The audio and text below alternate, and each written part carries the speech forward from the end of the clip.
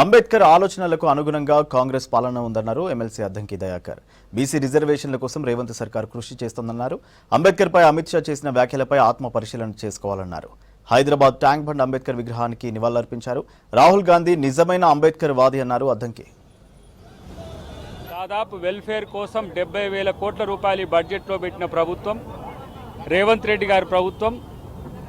ఆయన యొక్క ఆలోచనలు, అంబేద్కర్ గారి యొక్క ఆలోచనలను ముందుకు తీసుకుపోవడానికి రేవంత్ రెడ్డి గారు చేస్తున్న ప్రయత్నాన్ని మీరు చూసిండ్రు.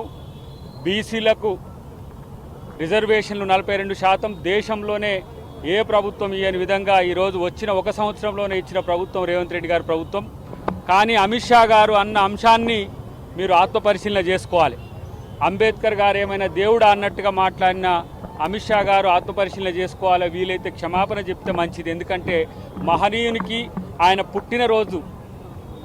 అమిత్ షా లాంటి వ్యక్తులు ఇలా ఏంటిది, ఆయన హోంశాఖ మంత్రిగా ఉన్న పరిస్థితుల్లో ఆయన ఒక రకంగా అవమానించినట్టుగా దేశం మొత్తం భావిస్తున్న క్రమంలో నిన్న బీజేపీ మిత్రులు ఆయన యొక్క విగ్రహానికి పాలాభిషేకము, తర్వాత ఆయన విగ్రహాన్ని కడగడం జరిగింది. కడగడం కాదు, ఆయన పట్ల బీజేపీ నాయకులైన అమిత్ షా గారు వ్యవహరించిన తీరును మేము తీవ్రంగా గర్హిస్తున్నాం.